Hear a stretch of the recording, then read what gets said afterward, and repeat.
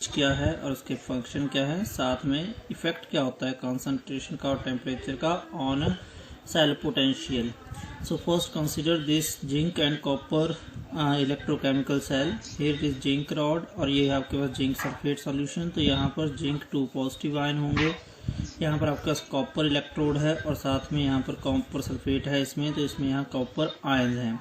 इनको एक्सटर्नली हमने कनेक्ट किया है एक कंडक्टिंग वायर से, जिसमें एक स्विच है ऑन ऑफ करने के लिए सर्किट को और एक एमीटर लगा हुआ है। Now suppose you connected the circuit, what happens, क्योंकि यहाँ पर जिंक का रिडक्शन पोटेंशियल जो है वो कम है -0.76, तो इसका ऑक्सीडेशन पोटेंशियल ज़्यादा होगा। तो यहाँ पर ऑक्सीडेशन रिएक्शन होगी जिसमें जिंक एटम से 2 इलेक्ट्रॉन लूज करके जिंक 2 पॉजिटिव आयन बनेंगे और ये सॉल्यूशन जो है आपके पास सॉल्यूशन में आ जाएगा जिंक आयन। इसके अपोजिट कॉपर का रिडक्शन पोटेंशियल ज़्यादा होता है जो कि +0.34 वोल्ट है। तो मीन्स यहाँ पे रिडक्शन होना है। तो रिडक्शन में कॉपर 2 पॉजिटिव आयन्स हैं, they will gain electron and change into copper atoms. So copper ion from the solution will deposit on the surface of this electrode. After some time what will happen? Initially suppose दोनों की concentration same थी 1 mole per litre ions की, but अब with the passage of time जैसे जैसे यहाँ से zinc ion electron lose करके जिंक एटम से जिंक आयन बनते जाएंगे तो concentration of zinc ions will go on increasing.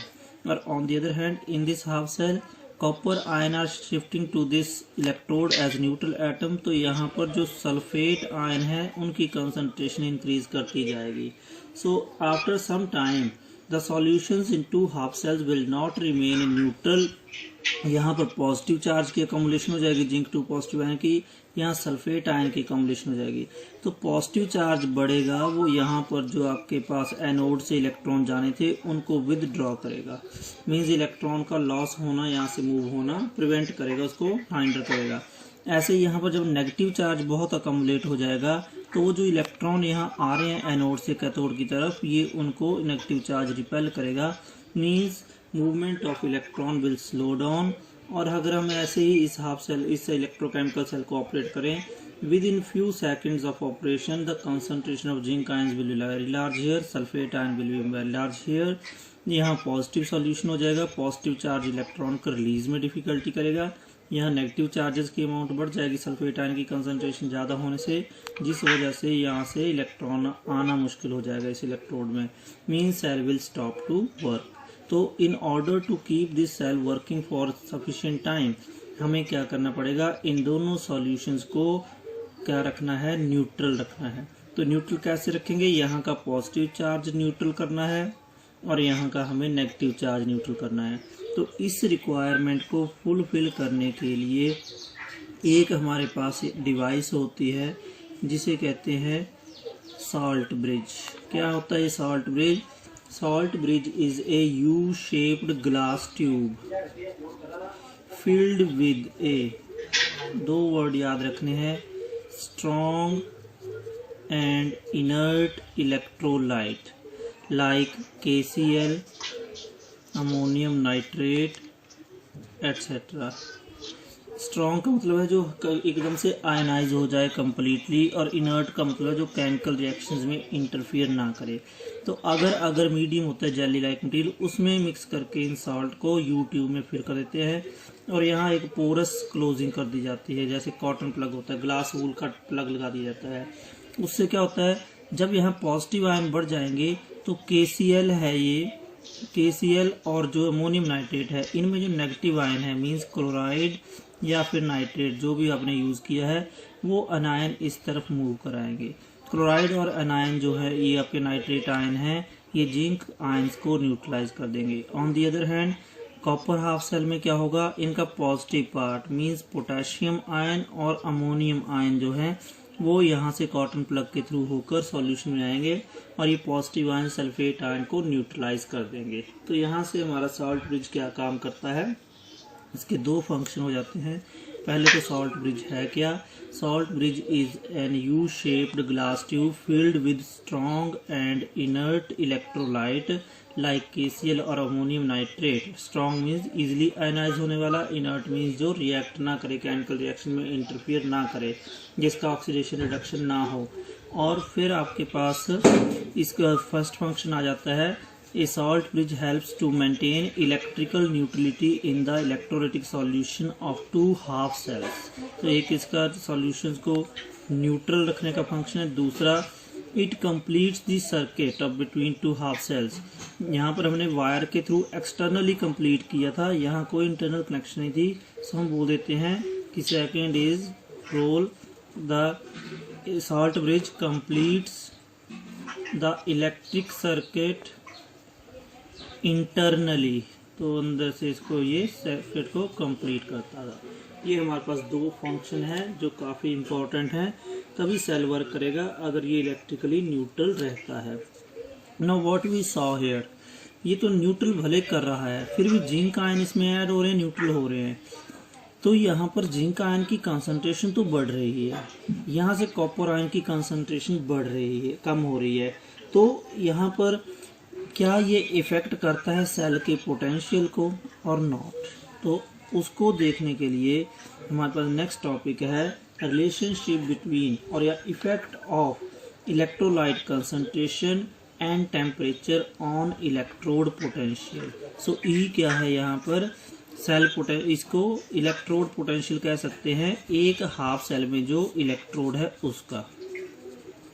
सो इसके लिए हमारे पास जो आपके पास साइंटिस्ट है जिसने नर्स्ट बोलते हैं उसको, नर्स्ट ने हमें इसकी इक्वेशन दी और उस नर्स्ट इक्वेशन को ही हमने यहाँ पर डिराइव करके देखना है। तो नर्स्ट ने क्या कहा कि जब कोई हाफ सेल है उसमें इलेक्ट्रोलाइटिक कंसंट्रेशन चेंज करती है, हम रिडक्शन पोटेंशियल यूज करते हैं। कंसीडर कर लो Mn positive ion is the anion cation here metal ion, वो n इलेक्ट्रॉन को गेन करेगा तो न्यूट्रल एटम बनाएगा। तो ऐसे केस में नर्स्ट ने एक इक्वेशन डिराइव की हाफ सेल के लिए कि उस हाफ सेल में जो सेल पोटेंशियल है, नॉट स्टैंडर्ड, नाउ नॉट नहीं लगाना इसके ऊपर, स्टैंडर्ड नहीं है, मीन्स किसी भी टेम्परेचर, किसी भी कंसंट्रेशन पर और किसी भी प्रेशर पर जो ये सेल पोटेंशियल है, हाफ सेल पोटेंशियल या आप कह सकते हैं इलेक्ट्रोड पोटेंशियल है, that is equal to its standard electrode potential Mn positive E is equal to E naught Mn positive slash M minus RT upon NF natural logarithm of metal ion molar concentration metal atom divided by metal ion molar concentration. So this is the called Nernst equation for half cell, which give us the relationship between electrode potential, standard electrode potential and temperature and concentration of the electrolyte. Now यहाँ पर सभी के meaning पता होने चाहिए, आपको बता दिए मैंने। E क्या है? E is electrode potential. जब भी हम इलेक्ट्रोड पोटेंशियल बोलते हैं ये अंडरस्टूड होता है कि we are talking about the reduction potential only.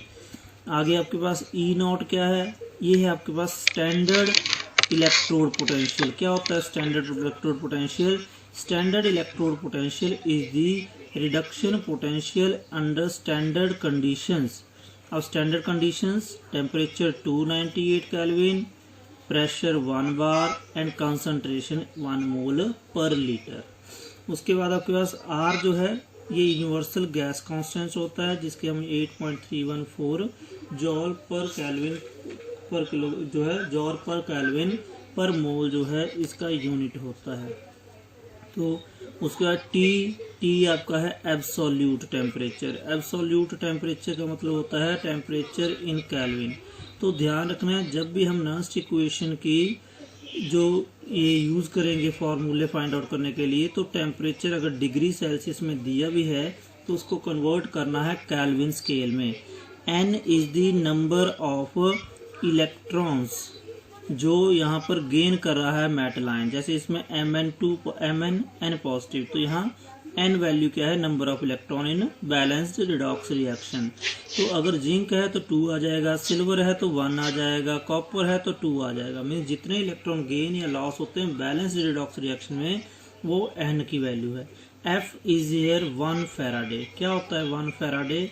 1 Faraday electric charge होता है जो प्रेजेंट है 1 मोल ऑफ इलेक्ट्रॉन से।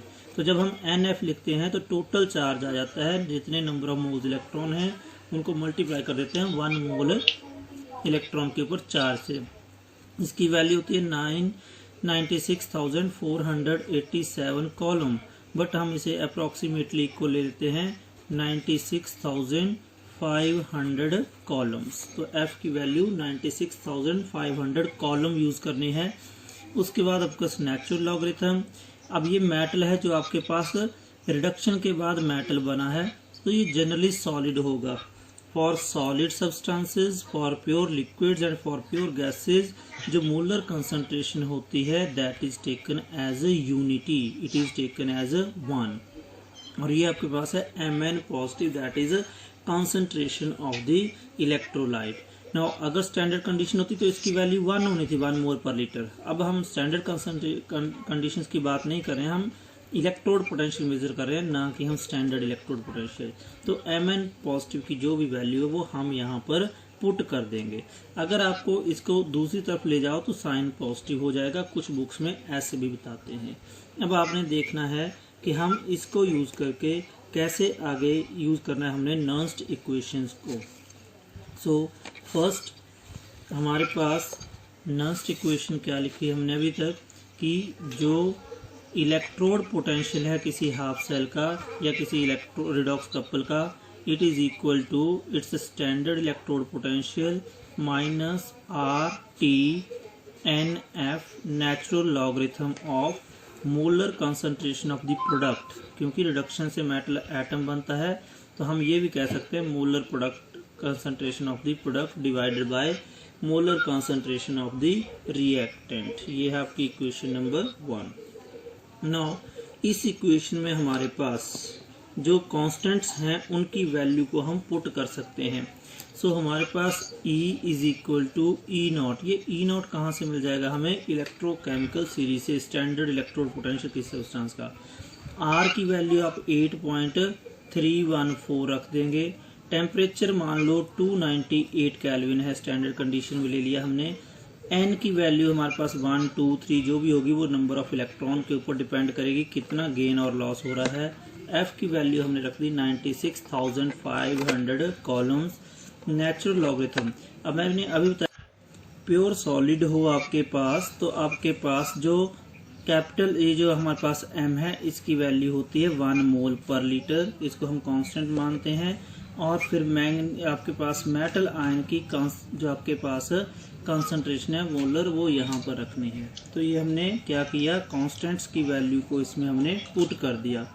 अब हमारे पास जो नेचुरल लॉगरिथम से चेंज करना हो, अगर हमें इसे लॉगरिथम टू दी बेस 10 तो हम क्या करते हैं, टर्म को 2.303 से मल्टीप्लाई कर देते हैं। तो अब हमारे पास ये बन जाएगा -2.303 into 8.314 into 298 kelvin divided by n into 96,500 coulomb. अब ये बन जाएगा logarithm to base 10 1 upon molar concentration of the metal ion in the electrolytic solution. इन सभी कांस्टेंट्स को मल्टीप्लाई और डिवाइड करके जो वैल्यू आपके पास आती है that is 0.0591 upon n logarithm of 1 upon Mn positive means molar concentration of ions. तो ये इक्वेशन हमने हाफ सेल के लिए यूज करनी है कि एक हाफ सेल में आपके पास जो उसका सेल जो इलेक्ट्रोड पोटेंशियल होगा वो उसके स्टैंडर्ड इलेक्ट्रोड पोटेंशियल में से माइनस करके 0.0591 upon n logarithm of 1 upon Mn positive. तो यहाँ पर अगर आप देखें E की वैल्यू आपको लग रहा होगा ये तो रेसिप्रोकल है कि आपका जो इलेक्ट्रोड पोटेंशियल है वो कंसंट्रेशन बढ़ेगी तो काम होना चाहिए, बट ये डायरेक्टली प्रूफ होता है क्योंकि यहाँ साइन माइनस भी है। अगर आप इसको माइनस को पॉजिटिव करना तो ये आप ऊपर ले जाओगे, तब आपके पास क्या आ जाएगा, E will be equal to directly proportional to the concentration of the electrode. और हमने ऐसे ही ऊपर रिएक्शन में देखा था तो टेम्परेचर ऊपर है, लग रहा है डायरेक्टली प्रोपोर्शनल बट माइनस है, तो इसे इन्वर्सली है। तो हम क्या कह सकते हैं, ई जो है हमारे पास means electrode potential of the half cell जो है डायरेक्टली प्रोपोर्शनल होता है to the concentration of electrolyte and it is inversely proportional to the temperature. तो आपने इस इक्वेशन को, नॉन्स्ट की इक्वेशन को यूज करना है। आपको हाफ सेल के लिए भी अप्लाई करना पड़ सकता है। कोई रिडॉक्स कपल दिया है आपको, टेम्परेचर मोस्टली 298 ही देते हैं, ताकि आप इस फॉर्म की इक्वेशन को यूज़ करें। दूसरे न्यूमेरिकल कोई नहीं है आपके लेवल में जहां टेम्परेचर अदर देन 298 दिया हो। तो आपको क्या करना है, यहाँ पर फिर यहाँ से आपने जो ये वैल्यू है Mn पॉजिटिव, जो इलेक्ट्रोलाइट की कंसंट्रेशन दी हुई है, उसकी वैल्यू को पुट करना है और बैलेंस्ड इक्वेशन से जो नंबर ऑफ इलेक्ट्रॉन गेन और लॉस हो रहा है उसमें से इलेक्ट्रॉन डाल देने हैं, कितने रिडक्शन में यूज़ हो रहे हैं, गेन हो रहे हैं। और ये ई नोट आप इलेक्ट्रोकेमिकल सेल से फाइंड आउट कर सकते हैं, सीरीज से, इलेक्ट्रोकेमिकल सीरीज से। ई नोट की वैल्यू रख दी, एन की वैल्यू रख दी और Mn पॉजिटिव की वैल्यू रख देगी कंसंट्रेशन की, तो आपके पास उस हाफ सेल का ई आ जाएगा। So this is how we can use the Nernst equation for our numericals based on concentration of electrolyte and electrode potential. Now we have to apply the Nernst equation for complete electrochemical cell. So next thing is the E of the cell now. पहले E of electrode था सिर्फ half cell में, E of cell will be equal to E naught of the cell and minus जो आपके पास है term हमने use करनी है, जो ये concentrations of two half cells को अप्लाई करना है। तो हम कैसे फाइंड आउट कर सकते हैं, from the formula that we already know. जैसे एक सेल का इलेक्ट्रोड पोटेंशियल है E, तो दूसरे सेल का भी इलेक्ट्रोड पोटेंशियल होगा E। उनमें से एक है कैथोड और एक है एनोड। तो जैसे हम लिखते थे E not cell is equal to E naught cathode minus E naught anode, वैसे ही सेल पोटेंशियल नॉर्मल मीन्स किसी भी कंडीशन पे जहाँ पे स्टैंडर्ड कंडीशन ना हो, it will be equal to electrode potential of cathode minus electrode potential of anode. हम दोनों हाफ सेल के लिए ये अलग से निकाल सकते हैं, फिर वैल्यू पुट करेंगे तो आपके पास इसका आंसर आ जाएगा। सपोज हमारे पास सेल है Zn changing to Zn2 positive aqueous. यहाँ पर क्या होता है, ये स्क्वायर ब्रैकेट में लिखने हैं, जिसका मतलब है molar concentration salt bridge copper 2 positive is in ionic form, so it is molar concentration divided by copper. ये आपके पास हाफ सेल है। तो यहाँ पर जो कैथोड है, कैथोड कौन सा होगा, जिसका रिडक्शन हो रहा है, तो कॉपर का रिडक्शन हो रहा था। सो कैथोड के लिए हम लिखेंगे E is equal to Cu2 positive upon Cu। ये बन गया कैथोड का इलेक्ट्रोड पोटेंशियल। और एनोड के लिए क्या बन जाएगा आपके पास, E of Zn2 positive upon Z। तो इन दोनों को हम हाफ नर्स्ट इक्वेशन जो डिराइव की वो पुट करके फाइंड आउट करके इस फॉर्मूला में रख देंगे, E cell is equal to E cathode minus E anode में। तो हमारे पास सेल इलेक्ट्रोकेमिकल सेल के लिए जो ये हमारी रिएक्शन है, कौन सी नर्स्ट इक्वेशन है, वो हम डिराइव कर सकते हैं।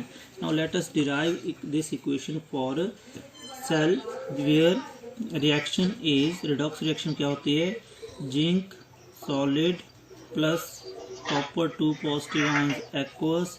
During the reaction zinc oxidise to zinc 2 positive ion aqueous and copper is ions are reduce to copper metal.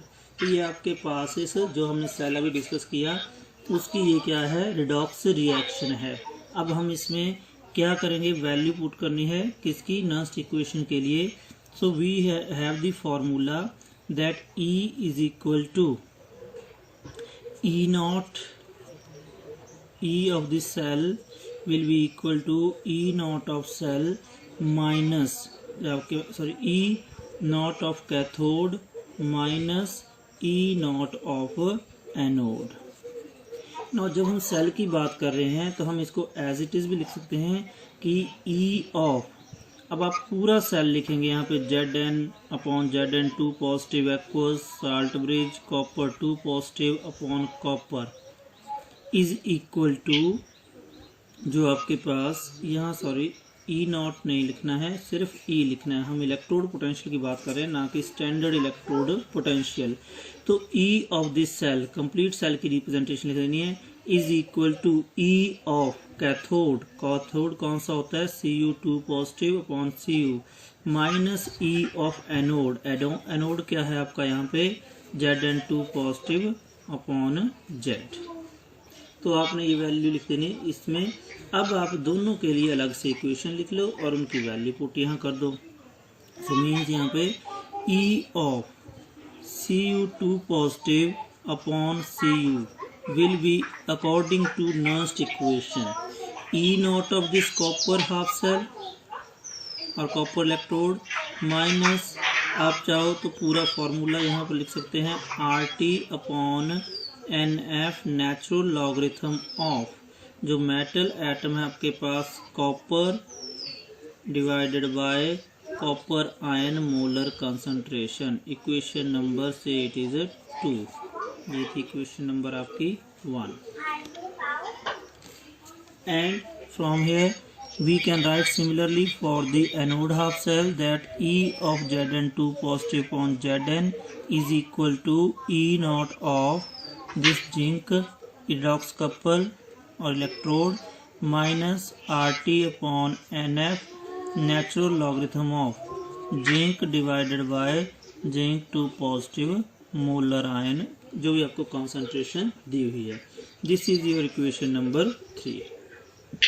Now what we have to do, 2 और 3 में से हमने ये जो वैल्यू है electrode potential of copper half cell and electrode potential for zinc half cell, इसको हमने कहाँ रख देना है, इस इक्वेशन में। तो आपके पास क्या बन जाएगी ओवरऑल इक्वेशन कि ई ऑफ जो सेल है पूरा means Zn2 positive on Zn and copper 2 positive on copper is equal to, अब आपने ई नॉट कॉपर, ई जो है आपके पास कॉपर हाफ सेल के लिए उसकी वैल्यू रख देनी है, it becomes E not Cu2 positive upon Cu minus RT upon NF natural logarithm of Cu upon Cu2 positive ion. And इसको आप एक ब्रैकेट में रख लो, फिर क्या है आपके पास माइनस का साइन। अब आपने वैल्यू रख देनी है ई ऑफ Zn वाले इलेक्ट्रोड की, तो आपके पास बन जाएगा E naught Zn2 positive on Zn minus क्या आ जाएगा आपके पास RT upon NF natural logarithm of Zn upon Zn2 positive. तो यहाँ तक क्या किया मैंने, सिर्फ वैल्यूज पुट की किसकी, E of copper half cell, E of Zn half cell in this formula of E of cathode minus E of anode. So let us open the brackets now. तो ब्रैकेट ओपन करने पर क्या आ जाएगा, इस complete half जो electrochemical cell है उसका सेल पोटेंशियल, नॉट हम स्टैंडर्ड नहीं यूज़ करेंगे, अब सिर्फ सेल पोटेंशियल की कंसंट्रेशन हम वेरी कर रहे हैं यहाँ पे, इज इक्वल टू, तो जो स्टैंडर्ड सेल पोटेंशियल वाली टर्म्स हैं उनको इकट्ठा कर दिया, E naught of Cu upon Cu, ये माइनस आ जाएगा यहाँ पर, माइनस से मल्टीप्लाई करके ये बन जाएगा E naught Zn2 positive upon Zn। अब आपके पास इसको ब्रैकेट को ओपन करेंगे तो बनेगा ये minus RT upon NF natural logarithm. आप चाहो तो इसको सिंपल करने के लिए यहीं पर कॉपर की जो कंसंट्रेशन है, क्योंकि सॉलिड है मेटल यहाँ पे, तो आप 1 ले सकते हैं अपॉन कॉपर 2 पॉजिटिव आयन की मोलर कंसंट्रेशन, और ये माइनस इंटू माइनस क्या हो जाएगा प्लस, और फिर क्या बचेगा आपके पास RT upon natural logarithm NF natural logarithm of, वैसे ही जिंक जैसे हमने कॉपर 1 ले लिया था वैसे जिंक की concentration 1 divided by molar concentration of zinc 2 positive ion. यहाँ क्या किया मैंने, ब्रैकेट को ओपन किया, ये माइनस से मल्टीप्लाई होकर यहाँ आ गया और ये माइनस इंटू माइनस प्लस हो गया। अब हमने क्या करना है, इसको आगे फर्दर जो आपके पास इसको हम E of this electrochemical cell is equal to, ये क्या है, E नॉट ऑफ कैथोड, जो कॉपर हाफ सेल था कैथोड था, और ये क्या है E not of anode, zinc half cell जो आपका वो एनोड है। तो कैथोड का E नॉट माइनस जो आपके पास एनोड का E नॉट, वो बन जाता है आपके पास E not of the cell. फिर आगे आपने क्या करना है, माइनस RTNF, ये क्या है आपके पास, दोनों में कॉमन है, तो इनको हमने बाहर निकाल लिया।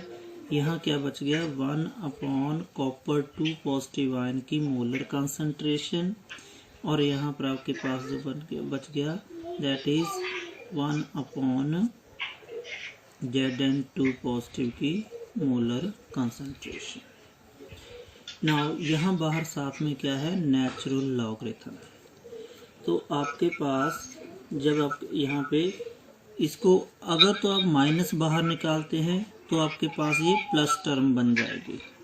यहाँ से माइनस बाहर निकाल लिया तो आपके पास माइनस बाहर निकाला है तो ये क्या बचेगी, माइनस टर्म आ जाएगी। इस चीज़ का आपने यहाँ पर ध्यान रखना है, क्योंकि आप नेचुरल लॉगरिथम ले रहे हो, दो टर्म्स जब माइनस होती हैं तो वो एक्चुअली आप उनको डिवाइड करते हैं।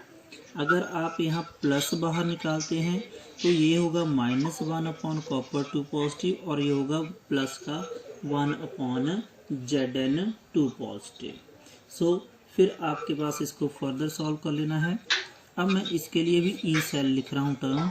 ई cell means cell potential is equal to standard cell potential minus क्या बच गया आपके पास, RT/NF नेचुरल लॉगरिथम ऑफ। तो ये जो आपके पास माइनस हो रही है टर्म, उसमें आप क्या करते हैं, फिर जो आपके पास यहाँ माइनस हमने बाहर निकाला तो यहाँ माइनस इसके साथ है, तो जो सेकंड टर्म होती है उसको हम डिवाइड कर देते हैं। तो आपके पास इसको सॉल्व करके क्या बच जाएगा, अगर आपके पास यहाँ पर जो टर्म आ जाएगी कॉपर, ये जो आपके पास Zn2 positive upon copper 2 positive की मोलर कंसंट्रेशन कैसे आइए, मैं थोड़ा शॉर्ट कर दिया। ये आपके पास होता है 1 copper 2 positive divided by 1 Zn2 positive. अब आप इसको उल्टा करोगे तो क्या बन जाएगा, Zn2 पॉजिटिव ऊपर आ जाएगा और कॉपर 2 पॉजिटिव नीचे। मैं फिर से बता दूं, आपके पास नेचुरल लॉगरिथम है, दो टर्म्स माइनस हो रही हैं तो उनको डिवाइड करते हैं। डिवाइड करना था 1 copper 2 positive divided by 1 Zn2 positive. तो जो डिवाइडेड वाली पोर्शन है उसको अपोजिट करेंगे आप, तो बन जाएगा Zn2 positive upon copper 2 positive. तो ये आपके पास इक्वेशन बन गई। अब अगेन नेचुरल लॉगरिथम को हमने लॉगरिथम टू बेस 10 कन्वर्ट कर देना है, तो हमारे पास बन जाएगा cell potential is equal to standard cell potential minus, अब हमने क्या करना है 2.303, क्योंकि यह नेचुरल लॉगरिथम को हमने लॉगरिथम टू बेस 10 कन्वर्ट करना है, RT/NF इंटू लॉगरिथम अब नेचुरल हो जाएगा Zn2 positive upon copper 2 positive. ये आपके पास इक्वेशन बन गई से इक्वेशन नंबर 4। अब आपके पास R की वैल्यू पुट कर दो 8.314, से टेम्परेचर 298, F की वैल्यू 96,500 अप्रोक्सीमेटली। तो आपके पास इक्वेशन बन जाती है E cell is equal to E not cell minus ये सारी मल्टीप्लाई करके आता है 0.0591 upon n logarithm of Zn2 positive upon copper 2 positive. अब यहाँ से आपने जो चीज़ ध्यान रखनी है, हमने जिंक और कॉपर का सेल यूज़ किया तो n की वैल्यू 2 आ जाएगी, तो हम यहाँ पर वैल्यू 2 रख सकते हैं इसके लिए।